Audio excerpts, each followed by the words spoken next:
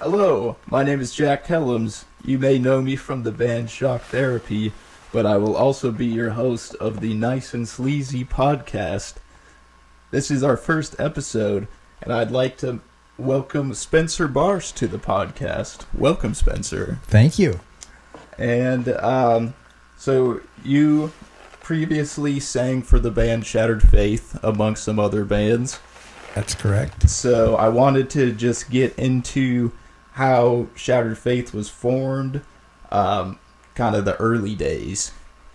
Okay, well, so me and Carrie had been friends since, 1974 maybe. And he had a band called The Executors. And their bass player, basically, mom wouldn't let him do punk rock music. I think he was like 15 or 16. And I had a job, and I hung out with Carrie anyway. So he said, do you want to play bass? And I'm like, sure. So I bought a bass, and he taught me how to play bass. And we played a couple parties. And during this, so this is like the summer of 1979. His band had already been around for a bit. And I came to practice one day, and there was two new guys there that were from Huntington Beach, Ray Sebesta and Richard Cachadorian, or Skitchblade, or Goblin and Skitchblade. Yeah. That was their names, or whatever their nicknames. Aliases. Yeah. And that's how Shattered Faith formed. That's Those awesome. two guys and me and Carrie. So I had heard initially, was it like on those early demos that Burger ended up releasing, it's you singing on some of the songs, and then was it Goblin singing on the other song? Yeah. And how long was Goblin in the band? He was in the band, I don't know, maybe the first year.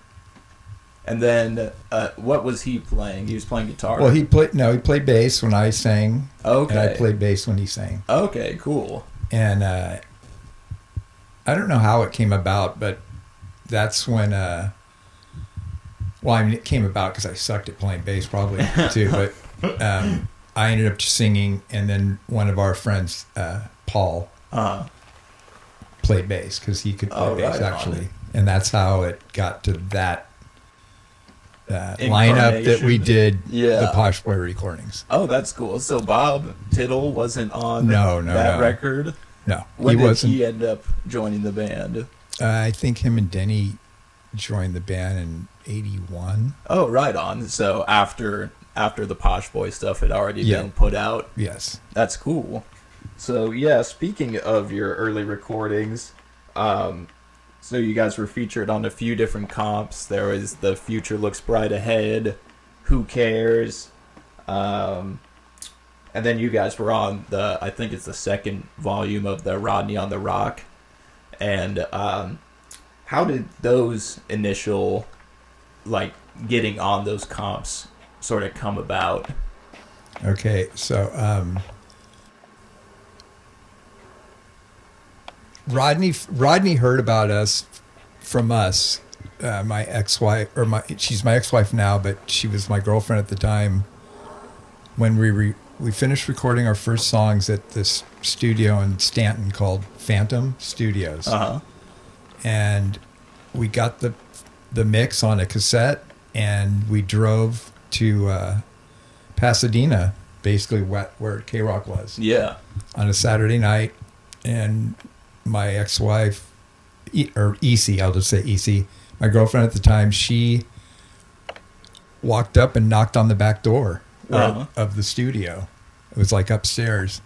And Rodney answered the door, and she gave him the cassette and told him who we were, and she wasn't even back in the car yet when Rodney played it. That's crazy. He played Trilogy. And the next morning, it was Sunday morning. Every Sunday morning, him and Robbie Fields, which is Posh Boy, had breakfast.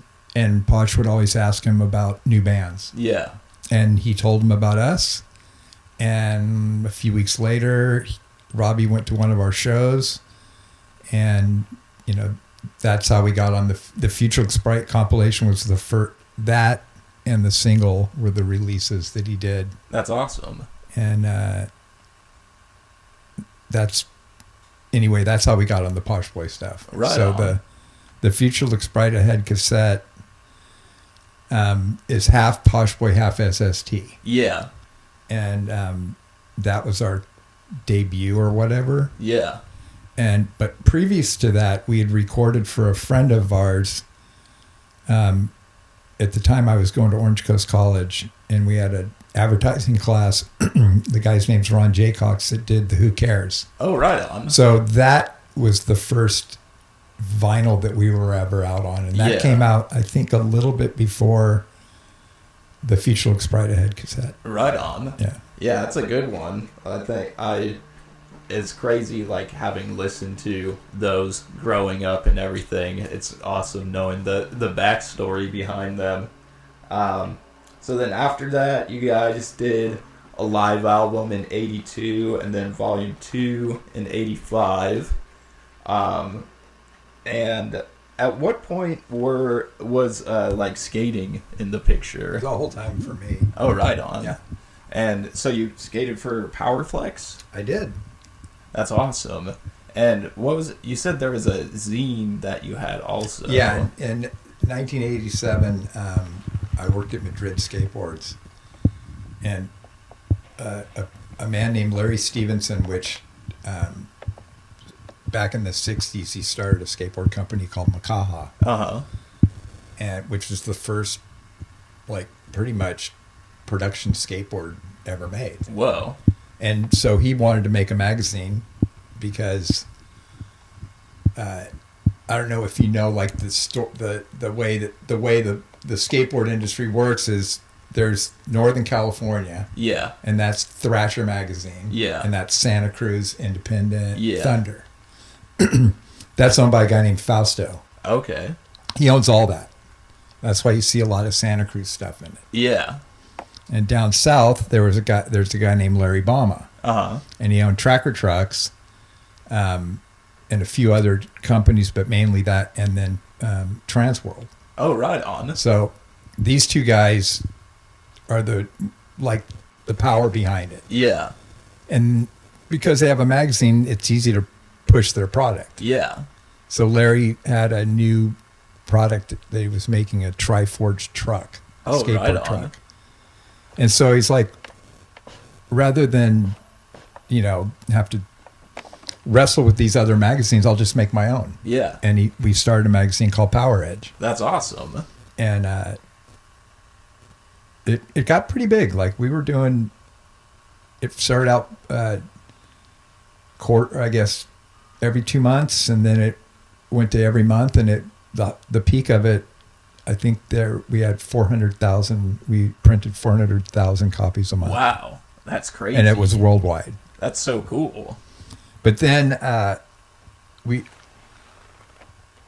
so Larry Bama and Fausto don't talk. Really? They're like But not cool when with we each were other? there, when our magazine was there, they started talking. Oh, wow.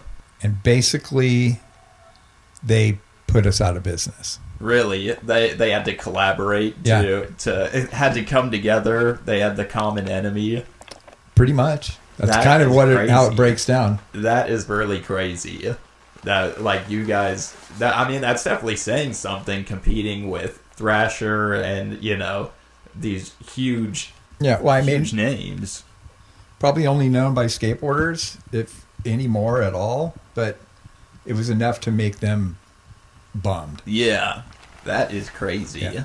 Well, I mean, 400,000, that's, Yeah.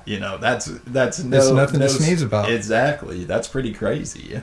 And I think, our magazine was cooler anyway. That's rad. And then, so, kind of getting off topic slightly, you've been in a lot of bands over the years.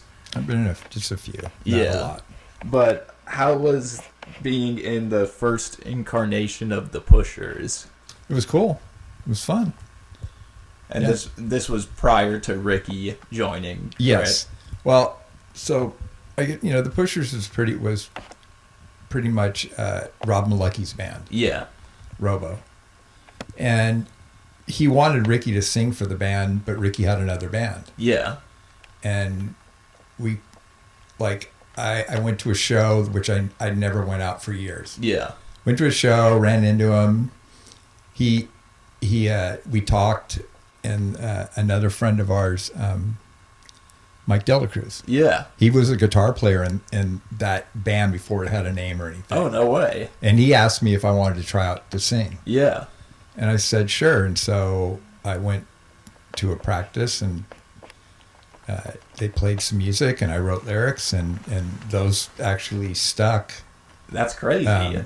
On the single. Those songs were songs I wrote the lyrics for at that first rehearsal, and I ended up singing. That's awesome. For him. And we did those recordings, and we did a few other ones. And there was some like friction between a couple of the girls, a couple of the guys' girlfriends. Oh, really? And the bass player at the time, Mark Megadishian, or Mega, he quit. And so I quit. Okay. Like, I didn't want to be like... Wasn't worth it anymore? No. Yeah. And basically, Rob convinced me to sing again. Mm-hmm. And I said, okay, like in the morning. Yeah. And then that afternoon, he fired me. Whoa, what? True story. That's so because crazy. I think he already had Ricky said he would sing, but he didn't want... I don't think he wanted... I don't really know. Yeah. Never talked to him about it. We're friends and everything's cool. Really? But I think that he didn't want me to have quit. Yeah. Okay. He wanted you to be fired rather than you quit of your own volition. Right. That's a weird one. It's funny. It is funny. It's cool that you guys were able to stay friends after the fact. I love the guy. That's awesome. And then it was super funny. That is really funny. That's a very odd way to go out. Right. Which was completely fine. Yeah. From that, I had songs that I had written already. So one of Mark's friends, Mega, one of his friends, that he recorded a band called Skip Crank. Okay.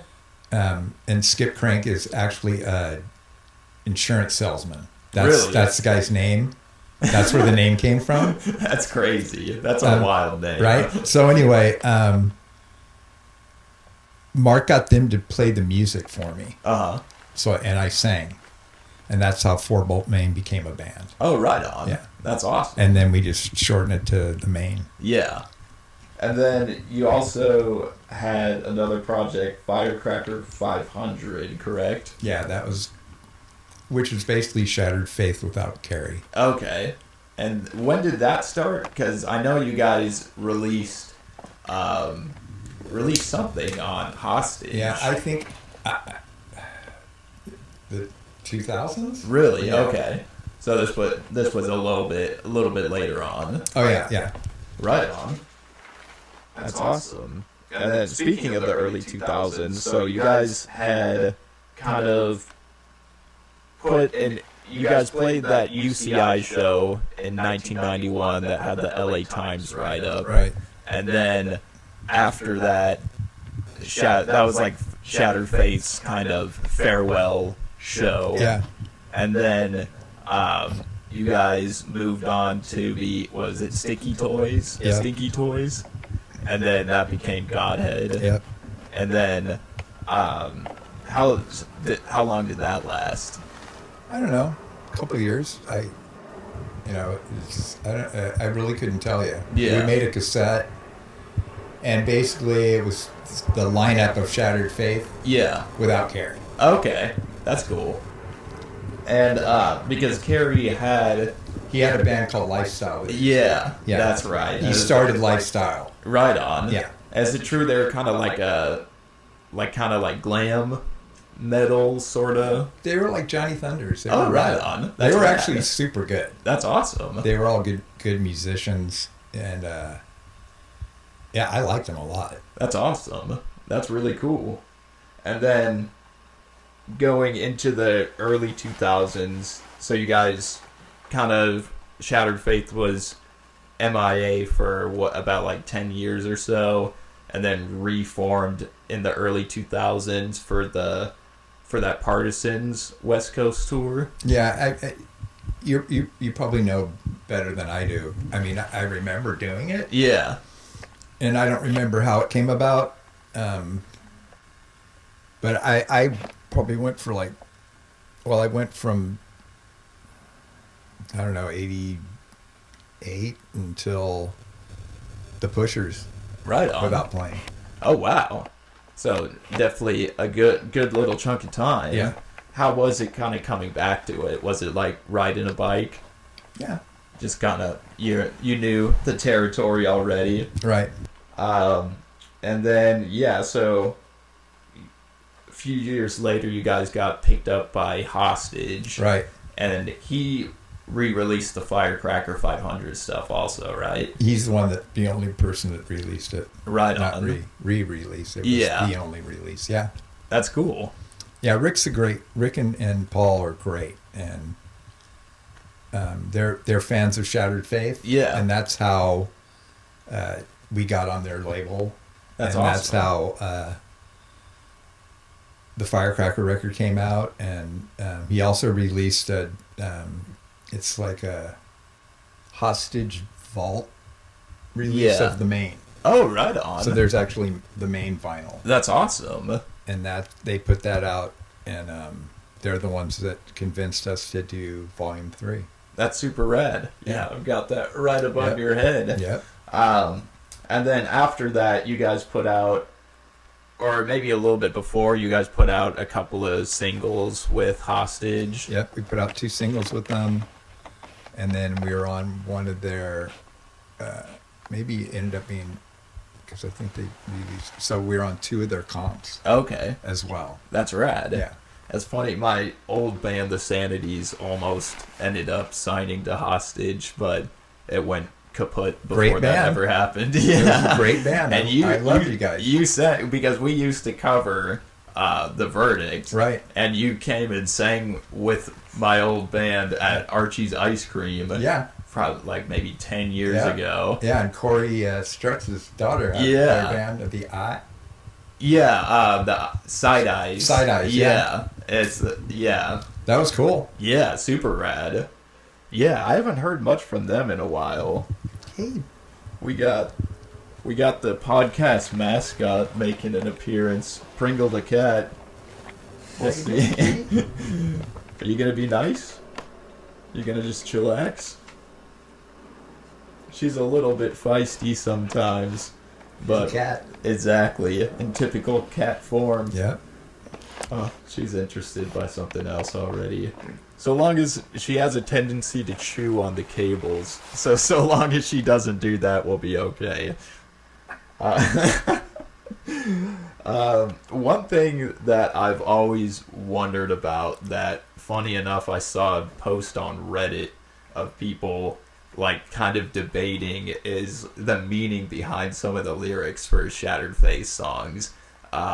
What was your kind of take on those? Are they meant to be taken literally, satirically, somewhere in between? It depends on the song, but it's all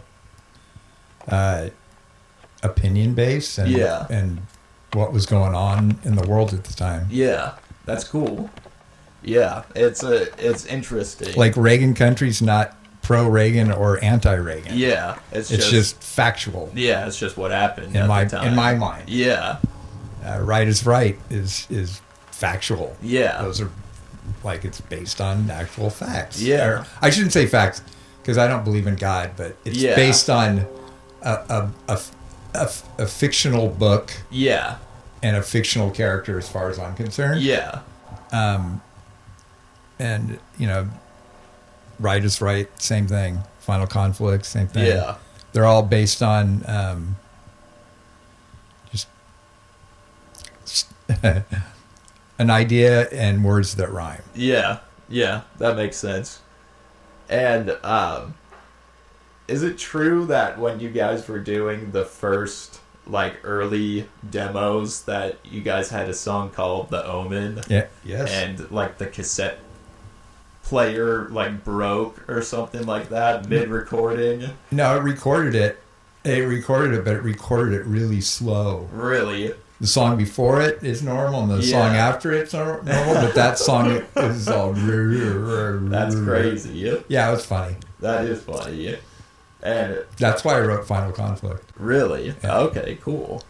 One song that I've always loved that I wish I got to see was No Fun, No Friends. Yeah, that was fun. Yeah. Literally. Yeah, exactly. And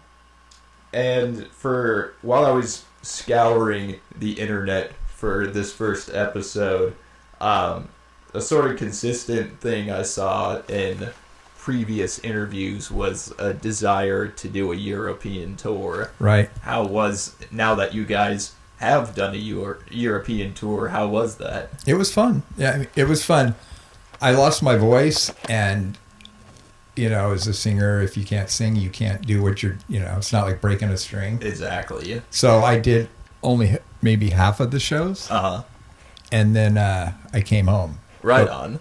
While I was there and doing it, it was a lot of fun. That's awesome. It was really interesting. I was surprised that people showed up to see us because we've never been there and we're old. Yeah. And so the people that did show up to see us were curious. That's awesome. But if it would have been us by ourselves, we played with TSOL or we played with DOA. Okay. There would have been nobody there. I got you. It would. Yeah. Isn't it true that Shattered Faith has like a sort of cult following in Germany? Absolutely. That's that is really absolutely cool. True. And you guys played Germany, right? Yes, that's pretty much the only place we played. Really? We played one show in the Netherlands.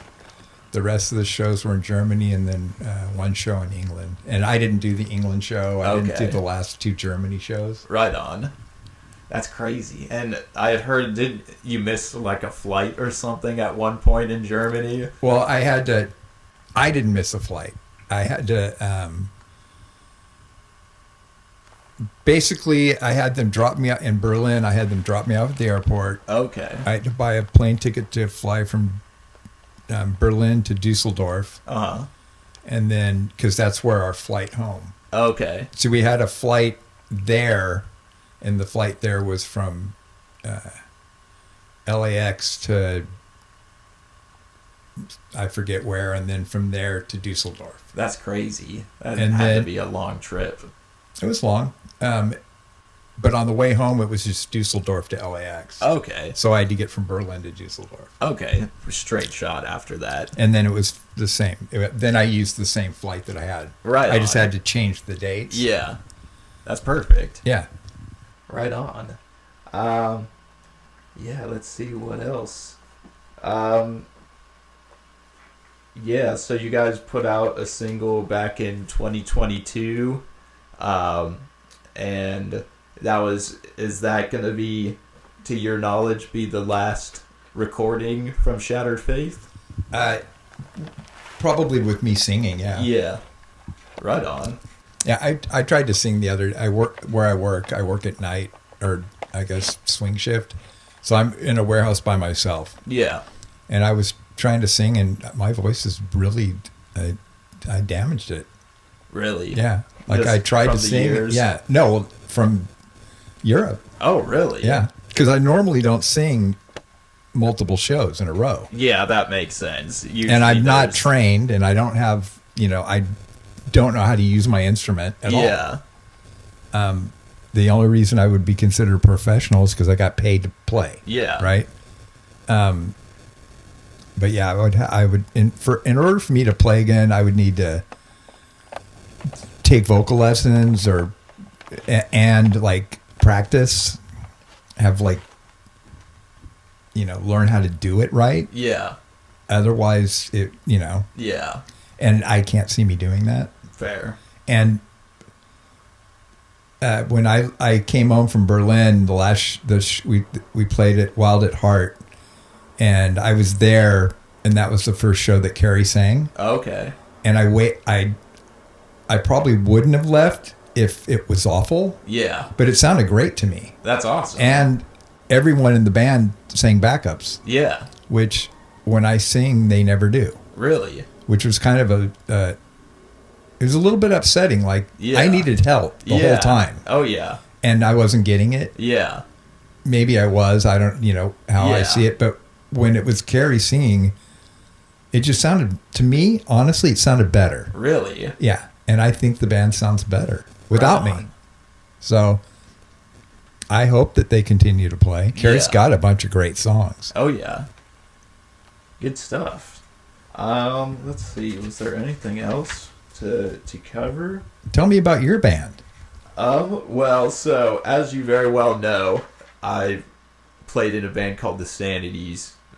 Probably, I think that band fizzled out in like 2018, give or take. I think I was like 17.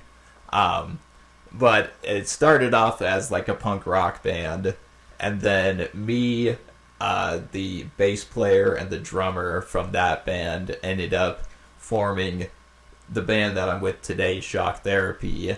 And one thing we found with the Sanities was that you can, as far as punk rock goes, there's only so much you can really do within the genre. There's not a whole lot of room to kind of expand and experiment. So we figured getting like some synthesizers in the mix and everything would, switch it up a little bit, kind of go for more of a new wave sort of thing. And funny enough, I wasn't the singer of that band initially. I was the drummer at first. And we had this guy, Aaron, who plays in this band, Rinse and Repeat. He was singing, and I was playing drums, and then Rex was playing bass, and Holden was on the keys. But after a little bit of time, Aaron just didn't really want to continue, so just sort of out of necessity, I ended up becoming the singer, and which worked out well because we knew Miles from the Sanities. He was the drummer in that band, and it's honestly, in my opinion, easier to find a new singer than it is to find like a really good drummer. Absolutely. I feel like really good drummers are definitely few and far between. Yeah. And it was like I was willing to, like rather go and sing rather than trying to find a different singer and stay on drums. Because the other thing is, it's a lot of work being the drummer. Yeah, there's a lot of setup. And it takes a long time to set up and break down. I feel it's the hardest job. It really is, and it's like everything is relying on you. Like you are really like carrying the whole band. So like one mistake and it like can throw the whole thing off. Yeah, my consensus is, you could have great musicians and a shitty drummer, and that would be a shitty band. Pretty much. And you could have the worst musicians in the world and a great drummer. Not that the drummers aren't musicians, but yeah, you could have four guys that know how to play their instruments, and the drummer doesn't know how to play it really well, and that's not going to be a good band. Exactly. But you could have the singer, the guitar player, and the bass player be awful. Exactly. And the drummer to be really good. Yeah. And it's going to be a good band. Exactly. It really is the kind of focal point for the band. And I feel like, especially if you have a good drum and bass player. Well, you have to have those two. Yeah, that's really the backbone behind the band. Absolutely. But you can't have, if you have a great bass player and not a good drummer, it's not going to work. Exactly. If you have a great bass player and a great drummer, you got way, way bigger chance of people liking you, I would say. Yeah. Your chances of making it in music is pretty slim. It is very slim. That's the one thing that I always loved music and playing music, but the music industry is just such a such a difficult thing to break into, especially if you're trying to do it like professionally or like trying to make a like career out of it. It's just like especially nowadays with social media and stuff, there's a lot of non-music stuff that goes into being a musician these days. Right. And yeah, I mean, that didn't exist. Yeah, exactly. There was no people found out about us from a tape that somebody made. Exactly. But yeah, you're right. And it is rough. Yeah. I mean, it's got its pros. It's been a hobby for me. Yeah. It's never been my identity. It's never been anything more than a hobby. Yeah. And that's, I feel like, definitely, if like you know that that's what it is, I feel like it's easier to continue to have a good time with it because you're not necessarily expecting, trying to push for it to be like a full-time thing. Right. And, because, it's a lot of work, to get that to happen. Yeah. I mean, my band's we started back in 2018, really. We put out our first vinyl in 2019, and then we were on a pretty upward trajectory, and then COVID happened, and that definitely threw a wrench in everything. And after the pandemic, we started playing again, and we were able to kind of, pick up where we left off to a certain degree, but I still feel, even to this day, like the music scene prior to the pandemic versus now, like it's definitely different. Yeah. Like there is a certain component that never really like got revived to a certain degree, and it seems like we're still kind of like still coming back from that to a certain degree. But yeah, this band's been around for going on 8 years next year. Right on. And yeah, it's super fun.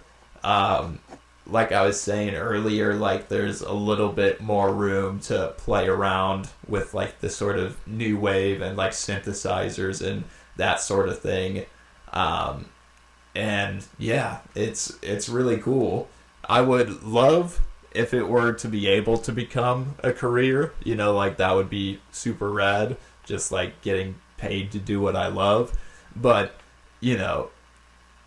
we'll see. Yeah. We're trying, but, it takes, you got to tour and you got to have that niche. I mean, a band that I know of that literally made a name for themselves using the internet is The Garden. Yeah, definitely. And which is the twin sons of Shatterface drummer. Yeah. And they did it. Yeah. Like literally. Yeah. And they're great. Yeah. And it's like a two-piece. It's just weird. Yeah. But it couldn't happen to better people. Exactly. And they never wanted to do it. Which like is they wanted crazy. to make music, but it wasn't. They were models. They made money without music. Yeah. Right? Exactly. And it just happened the way it happened. Yeah. And I think a lot of cases, if you just let it organically become what it's going to become, that's probably the best chance. Yeah. All I know is that one of my best friends, Juan, he is a very devoted fan of music and a huge record collector. Yeah. He's the one that told me about your band. Really? Yeah. That's pretty crazy. I haven't seen you guys because I don't go to shows. Yeah. But he told me about you guys. Yeah. So that's so he rad. likes you, and if he likes you, that's you're in good company. Yeah, totally. So this is before I knew that you were in anything about it. That's so rad. He told me about you guys many times before I met you again. Yeah. I met you when you were a little kid. But Yeah. before all this came about. Exactly. And so you've got pretty good push. I don't know. There's a word I'm old. I can't think of it. But accolades from Juan. Yeah. And that's rad. That's a pretty big deal. Yeah. Actually. That's really rad. Yeah. I mean, when I first met him, that was like one of the first things that we talked about was that he had seen the band. and that was so cool. It's especially it's definitely different when there's someone like that who has like a very like wide taste for music. It's someone who's like almost like a professional music lover, like to get props from someone like that is really rad. It is rad. Yeah. Seriously. Yeah. No, it's like you can tell he knows what he's talking about. He does know that. He does. And yeah, if you could get paid to listen to music, he would definitely be the top professional in the country, maybe the world. Oh yeah, most definitely. That would be such a great job if that were such a thing. Getting paid to listen to music. That's what I don't know if they still have them. That's what an AR guy does. Yeah, true. Nowadays, I don't even know if. Well, you can form a band and make a YouTube channel and put stuff on, Facebook or whatever, and you could be huge and have a sold out first show. Yeah, totally. And you could do it all in months. Yeah. If you really had somebody that was super, internet savvy. Yeah. And knew how to get the push or whatever. Exactly. I mean, the Garden was huge before I think they really played their first show. Yeah. One of the first shows they played, we opened for X at the observatory. Yeah. I think it was the Galaxy at the time. Yeah. And when we finished our set early and let the Twins go up and play. Really? So they played between us. Show. Yeah. So they played, and the crowd went crazy. That's wild. And they just took off from there. Yep. Yeah, I mean, I've seen them a grip of times over the years. And we've done West Coast tours with them. And yeah. Like, so before the European tour, like, I think the last show we did was at the Roxy, and that was pretty much my last show. I didn't really want to play anymore. Yeah. But the European tour, I said, okay, I'll do that. And they threw shows in, other shows, which I was not into. Yeah. But I did. And, I'm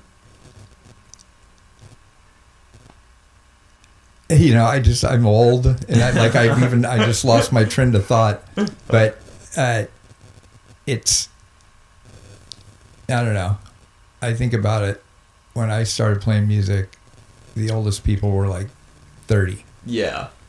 And I don't think I would have gone to see a band with a 65-year-old singer. Fair. Which is, would be seeing Shattered Faith with me singing. Yeah. I mean, nowadays with pretty much all of the original punk bands, that's how it is, Like so many of the bands that me and my peers go to see are, and you guys are the future. Yeah. That's the truth. Yeah. And it's crazy because, I mean, I'm not, I'm only 24. Right. But I'm seeing another generation spawning, like, as we speak, that are, they're like 15, 16 right now. Right. And Lorman's on the pulse. Exactly. He knows all the bands from all over the world. He gets records all the time. He knows what's going on. Yeah. Yeah, it's crazy. It's and they're young kids. Yeah. And it is really crazy seeing, I mean, not just Orange County, like you're saying, all over the world. There is like a whole new generation sort of coming about right now. Yeah. That'll be exciting to see what they come up with, Absolutely. I mean, you got a band like The Garden that is way different. Yeah. All their songs are different. Oh, yeah. And they're actually they're doing a European tour with Turnstile. Yeah, I saw that. That is crazy. When we did the No Value show, Carrie had told me about Turnstile years ago, said you should check these guys out. Yeah. So we went, we played the show or whatever, but that was like why I was there. Yeah. And they were the most amazing band awesome of the show, I thought. Yeah. I mean, Iggy was great. Yeah. The other bands I've seen, whatever. Yeah. The Dam was super great. Oh, yeah. But Turnstile was the greatest band there. That's without so rad. Like their level was so much higher. Yeah. their jumbotrons were the crowd dancing, not the band playing. Yeah, that's awesome. A lot like real time. Yeah. And then they stopped to watch the sunset on the jumbotrons. That's awesome. Which was fucking phenomenal. Yeah. I was like, wow. Yeah. And they're kids. Yeah. They're like you. Yeah, exactly. And they've seriously blown up like a lot in the last few years. And they deserve it because they really are killing it. Exactly. Yeah, it's pretty crazy, man. Well, I think that about does it for our first episode. Thank you so much for being our first guest, Spencer. It's an honor. Yeah. It's an honor and a privilege for sure. Thank you very much. Give us a follow on Instagram. We'll have a YouTube page coming up soon at Nice N Sleazy Podcast. And I think that about does it for now. Rock and roll.